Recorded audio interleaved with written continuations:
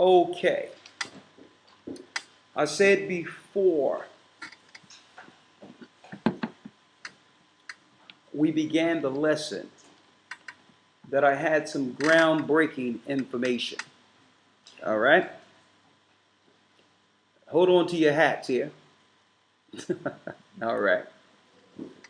You princes, you prince, hold on to your beatrice. Sisters, hold on to your scarves.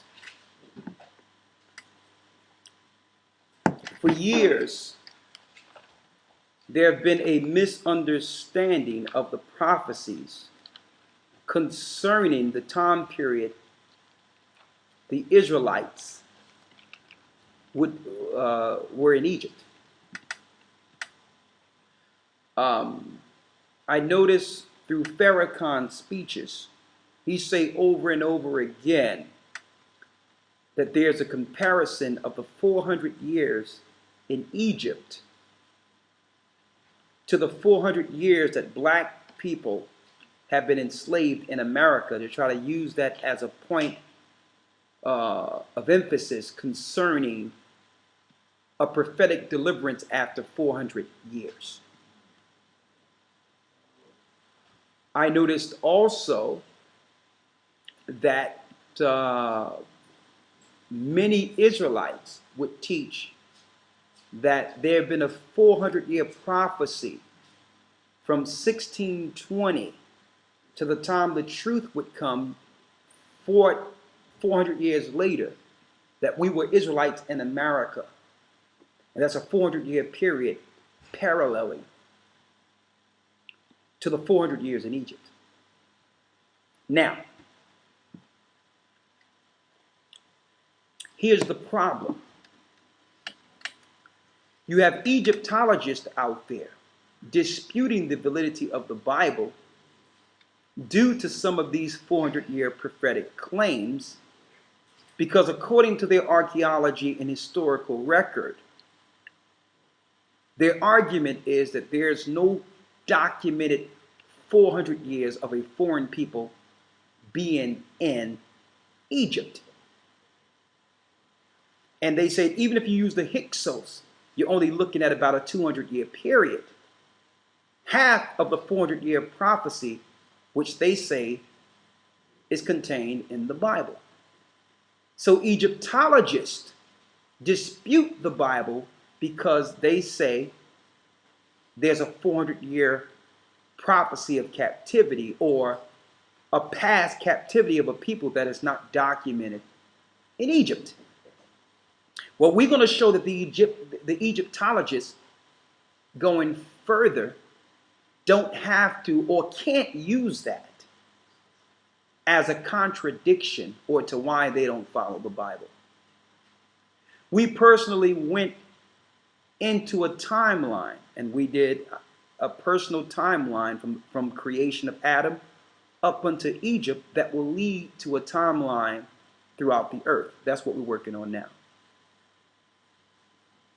And we went through each father time period from Abraham all the way to Moses' exodus out of Egypt at the age of 80. Even the time period that Joseph went into Egypt when he first came in, years before his brothers came down into Egypt. Joseph was 17 when he was sold into the Egyptians. He was 39 when his father, Jacob, and his brethren came into the land. So that's why they couldn't recognize him. A step-by-step chronological timeline was done through this church. And we realize, according to the time period, that Israel was not in Egypt 400 years. And that the prophecy of Abraham had nothing to do with the captivity of Israelites for 400 years. And the Bible backs that up. If you rightfully divide the word, you'll understand that the Bible never said Israel will be in captivity for 400 years.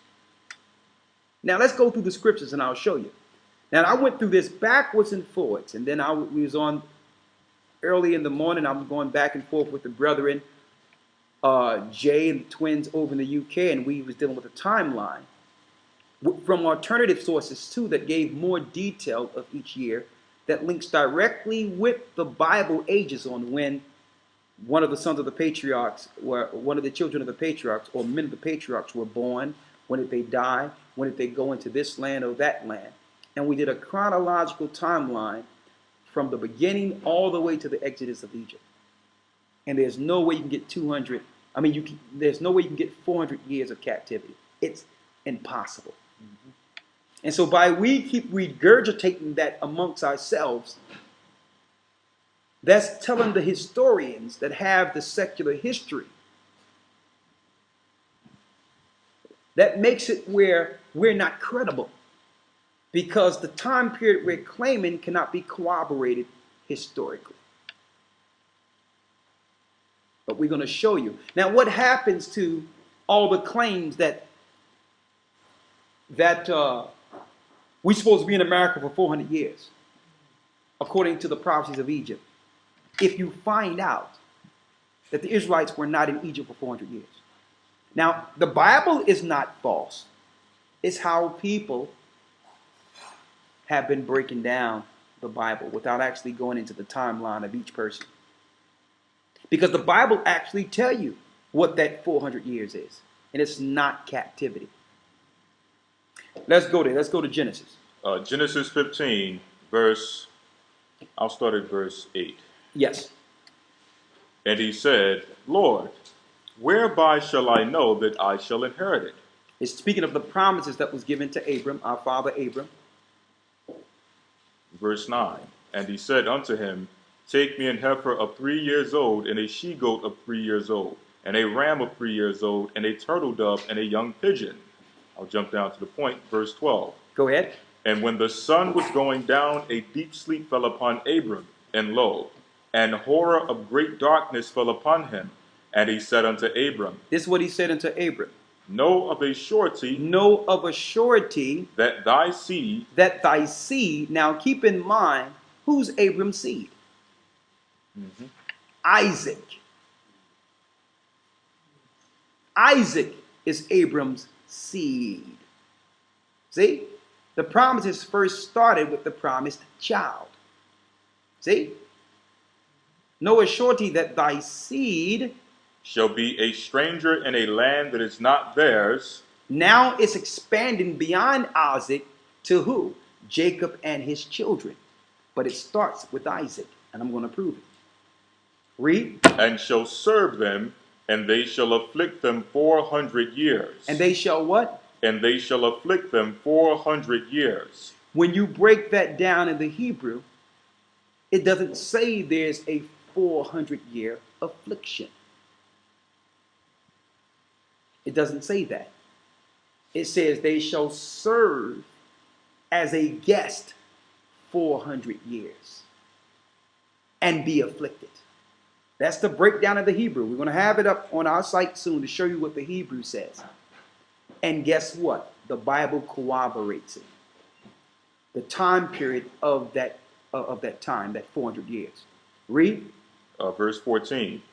And also that nation whom they shall serve. And that nation whom they shall serve. Will I judge, and afterward shall they come out with great substance. So for many years, we've been interpreting this as the captivity of Israelites in Egypt. Erroneously. It says, after this, what? Shall they come out with great substance. They shall come out with great substance. You're going to find that the Most High was sending the children, well, Abram and his son Isaac in Egypt to prepare them to accept Israel down the line so that the substance that's accumulated could be utilized once the family go out into to establish the new land. So that prophecy was an accumulation of time from Abraham, Isaac to Jacob, so that they can get the substance needed for the new promised land. It's a time period. I'm going to show you. Read. Verse 15. And they shall go out to thy And thou shalt go out to thy fathers in peace, and shall be buried in a good old age. But in the fourth generation, But in the what is giving us a time period now. In the what? but in the fourth In the generation, fourth generation, they shall come hither again. they shall come back to this land. You cannot get 400 years between the captivity and Israel going out. Because it says in the fourth generation, from you, Abram, they're going to come back and get this land that's being promised to you. You cannot get 400 years in that. So how can we resolve that to break down that 400-year prophecy correct, is what you're asking. Let's go to Exodus 12. Exodus chapter 12, verse 40. Read. Now the sojourning of the children of Israel. That's the key. The sojourning of the children of Israel. Now the sojourning of the children of Israel, who dwelt in the land of Egypt, Who dwelt in the land of Egypt, was 430 years. So we sojourned with them for 430 years. We wasn't afflicted by them for 430 years. And you're going to find that sojourning was the time that that Abram and Isaac went into Canaan and went into Egypt 200 some odd years earlier. I'm going to show you. Read. And it shall come to pass at the end of 430 At years. the end of 430 years. And it came to pass at the end of 430 years. From the time of what? The promise. And I'm going to show you. Read. Even the selfsame day it came to pass that all the host of the Lord went out from the land of Egypt. Now, this is a prophecy fulfilling the promises of Father Abram, right? In Genesis 15. Now, I need you all to go with me to Galatians, the 3rd chapter. Stick with me here. And we're going to start at around, what, 15? Yes, sir. Yes. Galatians chapter 3, verse 15. Go ahead. Brethren, I speak after the manner of men. Though it be but a man's covenant, yet if it be confirmed, no man disannulleth nor addeth thereto. Now to Abraham and his seed. And to Abraham and his seed. Were the promises made. Were the promises made. He saith not unto seeds as of many, but as of one, and to thy seed, which is Christ. Which is Christ. Now who would bring forth Christ? The promises went through who? Abraham to Isaac. And then the Most High, he told him to take him to Mount Moriah in Genesis 22 to sacrifice his son as a similitude of the son that would come in the future for the sins of the nation so that the promises would get fulfilled. So that was Christ through who? Through Isaac, the child of promise. Read. Verse 17. And this I say. And this I say. That the covenant. That the covenant. That was confirmed before of the Most High in Christ. The law, which was 430 years after. Hold up. The law came 430 years after the promise was given. So now we got that 430 years between the promise, when the seed would go in, when you would see Isaac go in to the land of Canaan and into Egypt, from the time Israel went out of Egypt and received the law. Read that again. It was in the Bible the whole time. 16. Now to Abraham and his seed were the promises made. Salaki, verse 17. And this I say that the covenant was confirmed before of the Most High in Christ. The law, which was 430 years after. So the law came 430 years after the prophecy was fulfilled of that seed, Isaac, going into Canaan. So what we did is did the research and say, well, when did Isaac go into Canaan? After his mother Sarah died. I mean, went into the land of Canaan after his mother Sarah died. And then even before that, there was refuge right before the promise where Abram went into Egypt and taught them arithmetic and all that to establish the relationship. so that Israel would leave out with substance 430 years later. So from Abraham in the promise and Israel receiving the law is 430 years, not 400 years of captivity. Now you got me? Now, let's show you some history now to corroborate that. Now, before we go there, let's go to the Septuagint.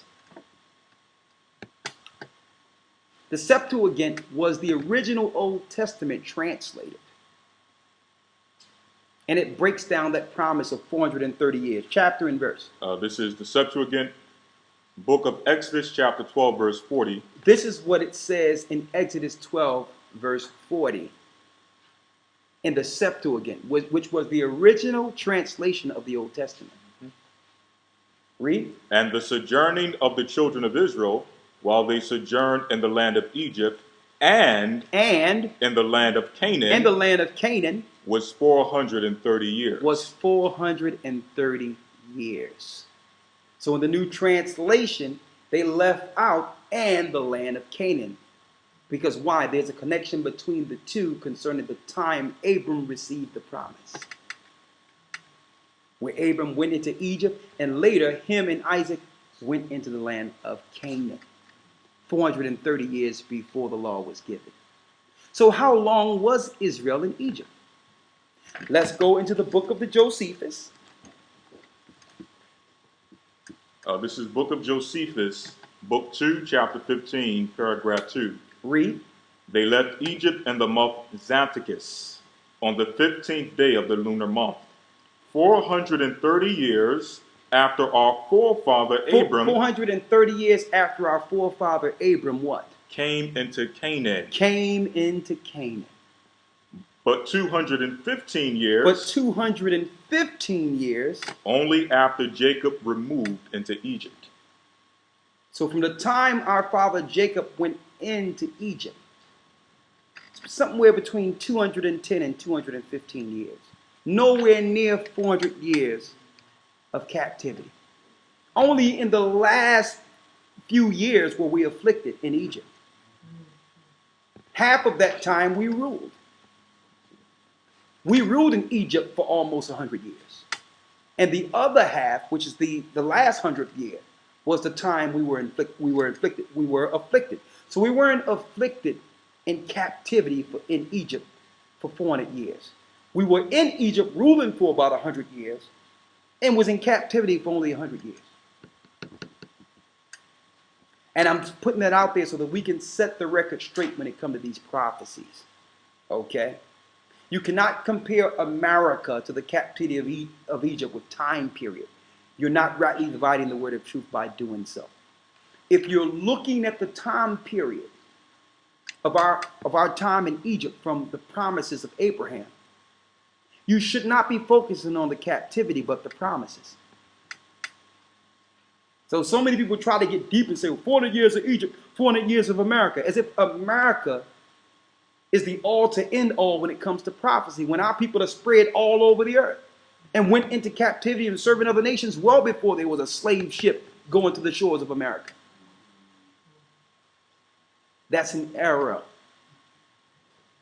Now, for those who still believe that prophecy is speaking of us being in Egypt for 400 years, I need you to go to the time Jacob went into Egypt at the age of 17. And look at Joseph, excuse me. Joseph went into Egypt at the age of 17. I stand corrected there. I've just mixed up the names there. And do a personal chronology table to the ages of those that were in Egypt to the time of the Exodus. And show me where you get 400 years at. It don't exist. During the Hyksos period, we ruled for about 100 years. But through that whole time of the promises, the Most High knew there was substance in Egypt that we would need for the new homeland, the land of the promise. So the Most High had us sojourn in Egypt since Abram so that we can develop that relationship. So when the famine happened, we would go into Egypt and develop that relationship, that bond stronger, so that now at the very end, the Egyptians will give us all the substances we need going into the wilderness to make our own land. So that's why we came out of Egypt with much substance. It was because the Most High blessed the land based on us being there, so that we can take that substance to build our own home. So I hope you have that clear now. Anytime you hear someone say there's a 400 years of captivity and America have to go through that 400 years, that's an error. What else you have? I got two more references. Okay, let's real go. quick. This is the book of Joshua, chapter 81, verse 3. The book of Joshua, 81, verse 3. Through 4. And the sojourning of the children of Israel who dwelt in the land of Egypt in hard labor was 210 years. See that? So you have to give it a few years, give or take, based on the historical timeline. You understand? But again, it's nowhere near 400 years. Okay. Read. Verse 4. And at the end of 210 years, the Lord brought forth the children of Israel from the land of Egypt with a strong hand. Crystal clear. It's in Scripture. Why is that important? As we come close to the end, the Most High is clearing up all these discrepancies so that we're without excuse.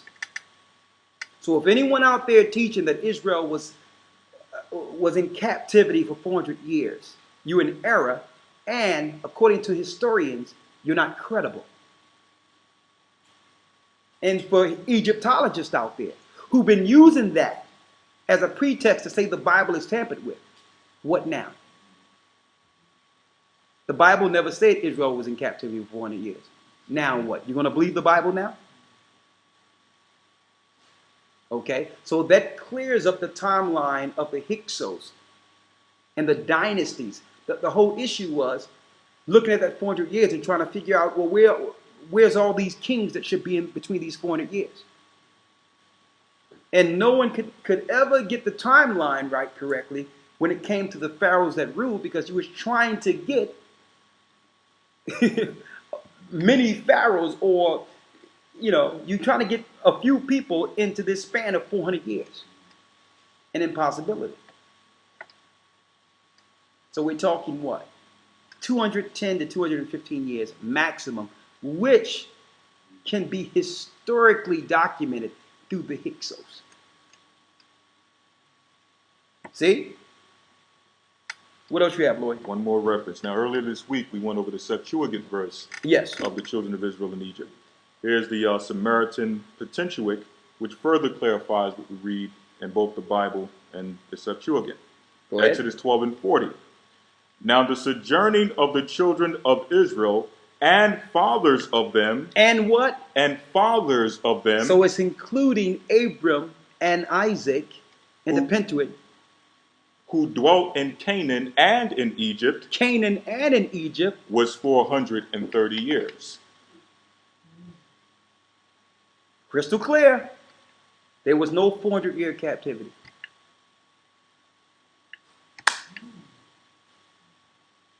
All right now. All praises be to the Most High. He's clearing it up as we go. So now for those who are trying to say, well, we're not supposed to leave Babylon because it says a 400-year period from Egypt. We have to fulfill that whole 400 years here in our captivity. That's out of there. Because the Most High is not just concerned with our little captivity in America, when America is only 5% of the inhabitable places on earth. The Most High, when he speaks of his prophecy, he's not speaking of some ships coming to the shore of a country, then he start counting. Especially when all the other tribes of Israel are scattered throughout the four corners of the earth. So how can you document a time strictly on the time your parents been on the shores and not count the times that our other people have been enslaved before the transatlantic slave trade? See? Hope that clears that up, and I can't wait until we sitting down and dealing with these Egyptologists, which are coming soon, because I believe that as we show them the truth, that they'll realize it wasn't the Bible that was tampered with. It wasn't the Bible that was wrong. It was the different doctrines teaching untruths. And Egyptologists started to believe that what they were saying was actually in the Bible. So we could bring our people back and say, well, listen, this is what's really going on here. The Bible is the only book that can really corroborate and tie all things together concerning our condition and our deliverance. And that's the point, to spread the gospel. So I think that this alone will be a key breaking point or an icebreaker for those who knew that Israel wasn't in Egypt for 400 years under captivity. All right? And I'm sure they'll try to jump someplace else, but at least they won't have this to stand on anymore, right? With that, I'm going to say shalom. I'll answer questions for 5 minutes because we ran over the time. And